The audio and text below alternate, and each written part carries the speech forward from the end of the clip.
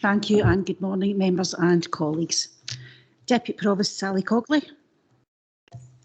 I have an apology from Provost Barry Douglas. Councillor Ellen Friel. I'm here, Julie, thank you. Thank you. Councillor Gordon Jenkins. Yeah, I'm here, thank you. Councillor John McFadden. Yes, I'm here. Thank you. Councillor John McGee. Yep. Councillor Helen Coffey. Here. Councillor Ian Grant. Present. Councillor Maureen Mackay. Present. Thank you. Councillor Tom Cook. Here. Councillor Lillian Jones. Good morning. Thank you. Councillor Ian Linton. Here. Councillor Douglas Reid. Here. Councillor Fiona Campbell. Here, thanks. I have an apology from Councillor John Campbell. Councillor John Hurd. Here. I have an apology from Councillor John Knapp. Councillor Claire Maitland. Here. Councillor Jim Todd. Here. Councillor George Mayer. Here. Councillor Elena Whittam. No, Apologies. thank you. Councillor Claire Leach. Here, Julie. Councillor Neil McGee. Here. Councillor Jim Roberts. Here, Julie. Councillor Alison Simmons. Here. Councillor Billy Crawford. Here. Councillor Jim McMahon. Here, Julie, thanks. I have an apology from Councillor Jackie Todd. Councillor Walter Young. Here. Councillor John Bell. Here. I have an apology from Councillor Elaine Dinwoody. Councillor Drew Filson. No. Thanks, Deputy Provost. Thank you very much. The first point is to exclude the members of the public. That's already in place. Is that all agreed? Yep. Yep. Thank you. Next point, declarations of interest. Does anybody wish to declare any interests? No. No. Okay. Thank you very much. And point 3 is the main issue of this morning, the Community Planning Delivery Plan and Local Outcomes Improvement Plan, the Annual Report 2021. And further to the joint event, I would like to invite Ian Tuff to recap on any additions and amendments which were raised. Ian, thank you. Thanks, Deputy Provost, and I hopefully can cover this quite quickly, given we've had a long morning and went through these in some detail earlier. We have captured some of the key issues that were raised this morning, and I'll just perhaps go through that. But I hope members found that session really useful. I think the contributions that were made were certainly helpful for us in terms of officers taking these away and reflecting them in the delivery plan work that we'll now take forward.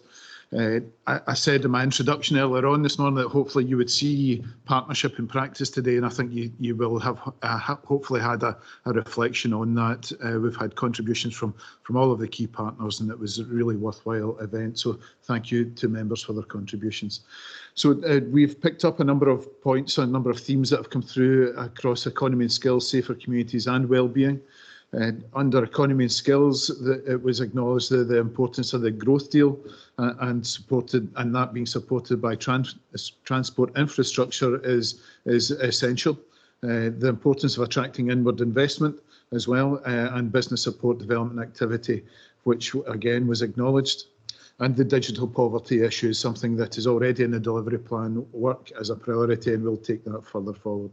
Safer communities then, and following Farouk's presentation, a number of key issues that again raised around about domestic abuse, hate crime, concerns about internet sex crime and vulnerability of children and young people. We'd got an action to come back on the breakdown of stats on historic sexual crime, and that's presented to the Police and Fire Committee anyway. It's a regular item for scrutiny purposes. The questions round about the visibility of policing in localities was taken on board. The fire attacks in Auchinleck, road safety concerns, drug-related deaths, and the demand on the 101 service. All points, again, Deputy Provost, that we'll reflect on in the delivery plan groups.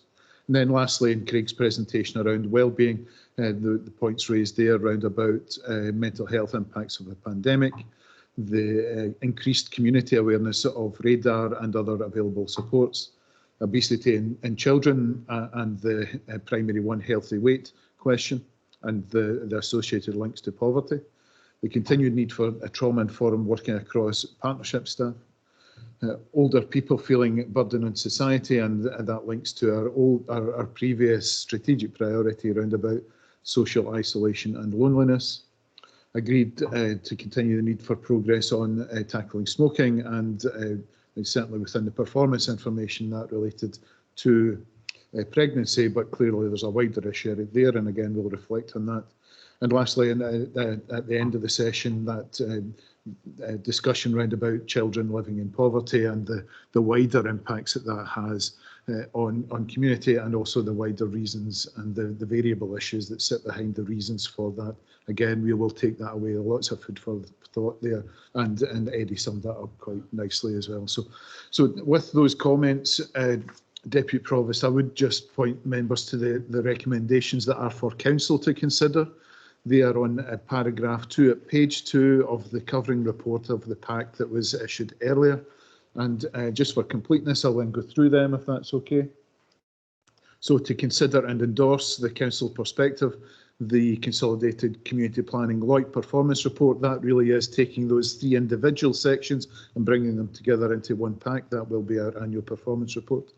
To note the update provided in respect of the Council's Community Planning Partnership strategic priorities for the previous 3 years. They are at appendices 1A, B and C.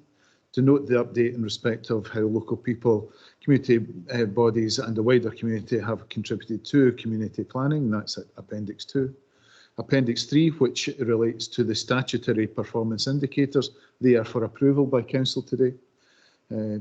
To approve also at Appendix 4, the Local Child Poverty Action Report 2020-21. To approve those recommendations contained in the report to the East Ayrshire Health and Social Care Partnership Annual Performance Report, and that also includes, as Craig mentioned in his introduction to those reports, that includes the service improvement plans for the partnership too. Otherwise, to note the contents. Thank you, Deputy Provost.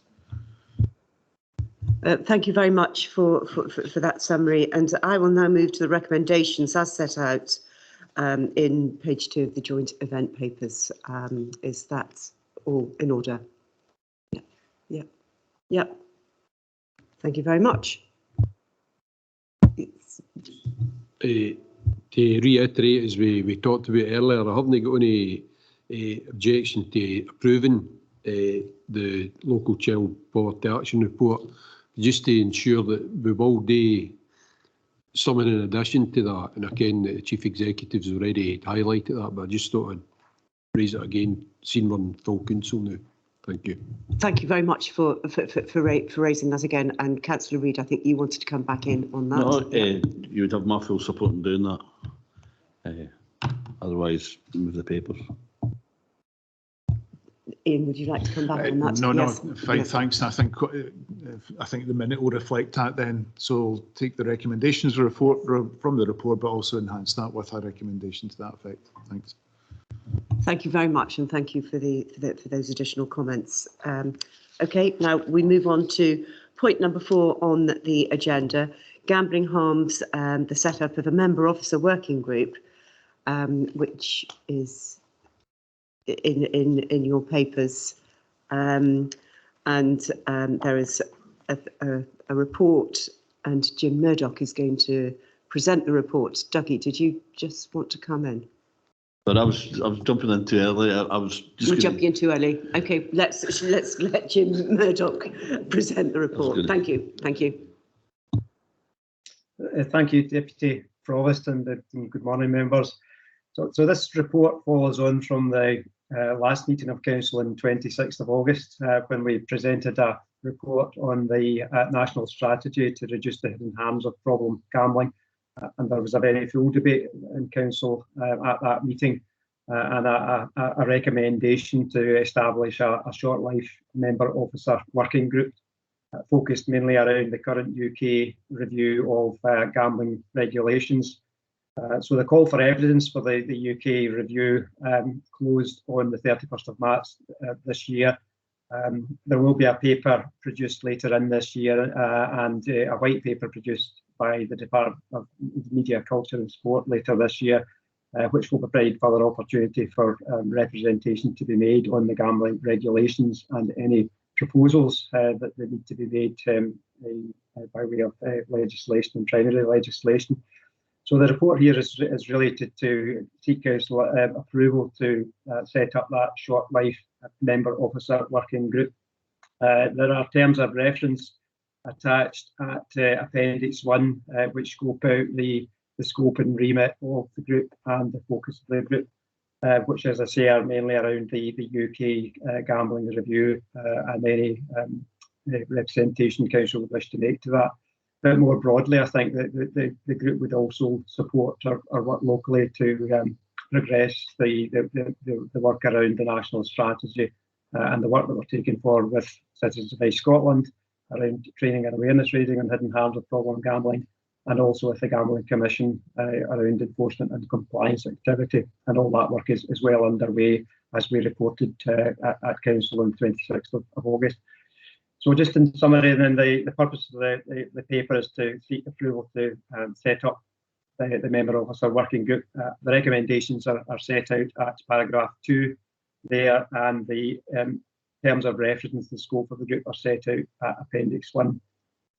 Thank you, Deputy Provost. Happy to take any questions. Thank you very much. And if there are any questions, or are we moving straight on to putting people in the group? Eddie. Councillor Leach. Thanks, Sally.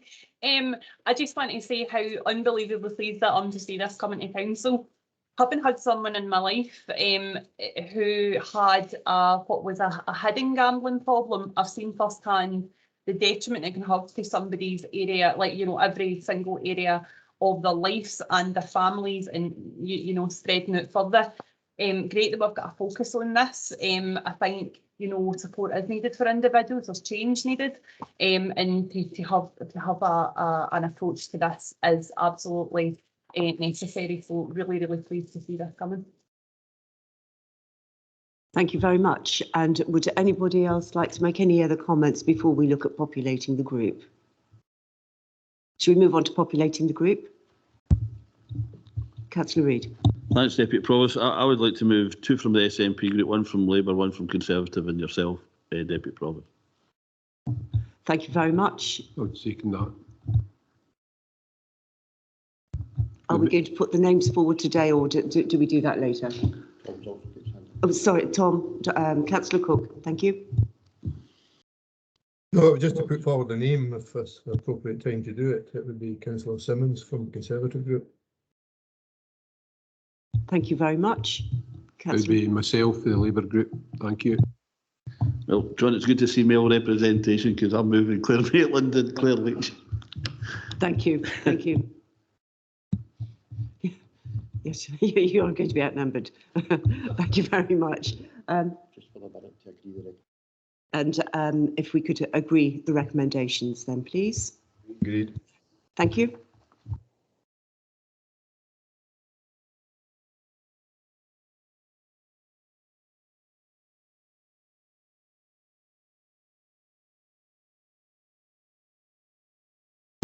Thank you. If we could move on to point 5 on the agenda. So this is the change to the membership of the Member Officer Working Group, Clean, Green and Vibrant.